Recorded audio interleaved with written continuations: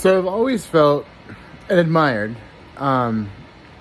people who relocate. I think there's something very liberating about being able to just kind of pick up and go and resettle somewhere else. I mean, that takes guts.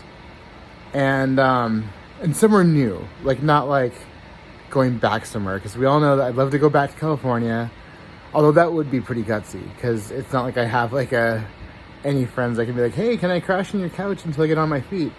That would be gutsy. But like, where would I even want to go? Well, who cares? Because I don't want to go anywhere. Well, I do, but not anywhere new to Jason. Just to familiar places that are basically like comfort zones. In any event, and we've already talked about that little phrase. I know it's kind of a problem. I say it too much. I'll work on that. There's also something liberating and very freeing about looking for a new job, especially if it's not in your comfort zone. However, I miss hospitality. I miss travel. You know, my first job out of high school, I worked for the world's biggest little airline, Reno Air, because of course Reno is the world's biggest little city, and which then was merged into American Airlines, the largest airline in the world at the time. So I've seen the best of both worlds. Well, no, not the best. But I've seen a very wide range of spectrum with that. But I miss it. Travel does not pay that well, though. You don't go and work for an airline for the money. You don't go and work for a hotel for the money. You do it for the benefits. And I need to be able to pay bills. And of course, I guess I could always, consider like, well, if I had that employee rate, I wouldn't have to pay as much. But anyway, so why am I talking about this? Am I trying to like jump ship and go somewhere else? Maybe, could, I don't know. Not really. So I have this friend, and he'd kill me if he wouldn't kill me, but he would be, he doesn't like the word boss, but I do consider him a friend, and I respect him so much, more than he probably even knows. So I don't know if he follows me and watches these videos or not. He kind of lurks on social media, so I know he sees my Facebook posts and my Instagram posts. So I wouldn't be surprised if he was watching this right now. Really wouldn't shock me. So we won't call my boss.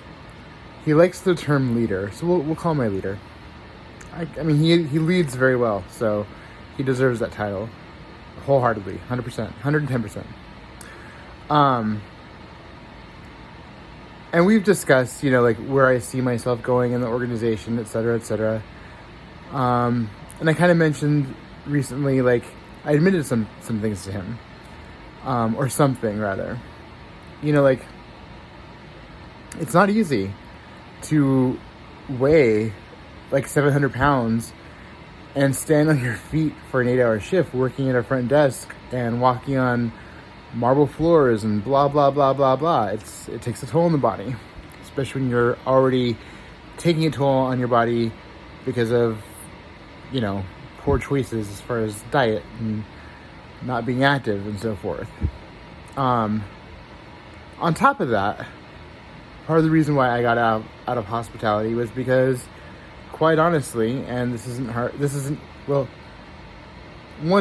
easier to admit now, but at the time, I would have never admitted this, but, like, it kind of sucks when you apply for a position, looking at the people in that position, they're all wearing the standard uniform, and that Cintas, or however you pronounce it, the uniform makers, don't make your size, or they likely won't. Or at least the hotel might be kind of cheap and not be willing to pay for that size. And so it's kind of why I stopped pursuing hospitality at one point in my life. but I find myself really missing it. And I've thought about, I mean, this is definitely the worst time to have this itch right now. Horrible timing. I mean, I would love to go work for the Phoenician or the JW Marriott Camelback Inn. Like, that would be amazing. To work for a 5 diamond property. That's, I mean, for a boy who has a love of hospitality, who knows about the 5 diamond rating. Actually, at one point, my dream job was like, and I guess still kind of is to be a AAA auditor and audit properties on their diamond rating. Like that'd be pretty kick-ass. But as I was saying, the thought has crossed my mind that like I can easily fit into a uniform now. I mean, for God's sakes, tonight I went shopping at a couple stores and I actually left empty-handed, which is really amazing when you consider how much shopping I've done, like a very sickening amount. I left empty-handed. Not because, and it was because they didn't have my size, but not for the same reasons that used to be the case. I think that my size is like so common now, like either like a 34 or 36 inch waist and a large, shirt or whatever. Well, and of course I was also shopping the clearance racks because I like a good deal. But yeah, it was a little discouraging. I'm like, okay, I'm not gonna, there's only so many pants. You can be like, oh, well, these can be goal pants. Trust me, because I have lots of goals. And luckily, I've been fortunate enough to have attained them. The shirt I wore today, I purchased for like $1.99 at Michael Kors. I bought it for $1.99 back in August at Ross on Las Vegas Boulevard. And I told myself then, I was like, for $1.99, I'll take a Michael Kors gold shirt. And now I wear it. Now it fits. It's fit for a minute. But I want to wear this stuff now. I want to be able to leave the store and be like, guess what I'm wearing to work tomorrow? Whole new outfit. That's what I want to do. But I can fit a uniform now. So I kind of have that itch. But it's not the best time of year to have that kind of itch because when it's 120 degrees in Phoenix, I don't know what it is about that heat, but you might be surprised. People don't want to come visit. And we're not Las Vegas. We can't be like, we've got these great casinos. If you're into golf, we have that too. We also have strippers. How about you come hang out with us and we'll charge you $10 for a room? No, we don't have that luxury. We're like, if you golf before 11 a.m., then the round will be $40. Thanks, bye-bye. And you can stay here, but it's still gonna be like $129. I mean, it's just, we're a different market. With that, it also means that staffing, there's not a need for it. On the flip side of this, we're also still coming out of COVID, and so I've thought about that, and it's really a job seeker's market right now, even like outside of hospitality. And so I'm kind of like, now is kind of a time to leverage this to my benefit. But I can't do that either. I'm not. Can I? I don't know. But anyway, I've given some thought about going back to hospitality. And that's just having that thought is pretty exciting because it's like, it's yet another option, another opportunity that I see available and open simply because I've put in the work and I've lost weight. And it's not just being able to fit the uniform. Like, I can do the job again. I can, well, probably shouldn't stand as a 41-year-old guy. Like, I mean, let's face it, I'm still like not, $120. I'll never be $120. I'd probably look fairly sickly if I ever was $120. Anyway, I probably shouldn't stand at a front desk for 8 hours a day as like a front desk anything, manager, supervisor, night auditor, doesn't matter, because there's these things called varicose veins that will kind of just start to spider web up my legs. There's compression socks, right? Yeah, so I've got that itch. I've also actually got an itch because this tan that happened is starting to rub off. No, it's not fake. It's because it's actually not tan. It was burn, and I singed my skin, and now it's rubbing off. And that's not dandruff. It's just, again, I burned my scalp, and so that's rubbing off too. I've tried aloe vera, the gel, the lotion, cocoa butter, shea butter. Should I try actual butter? I wonder if that would help my skin. Gross. Yuck. No. Although I heard that like mayonnaise is really good for the face. Not doing that either. But yeah, so that's what I am thinking about as I go to bed tonight, is just like, you know, it's,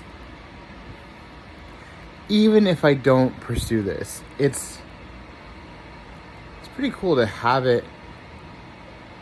Dreams are good. I mean, I guess that's why they're called dream. It's kind of like,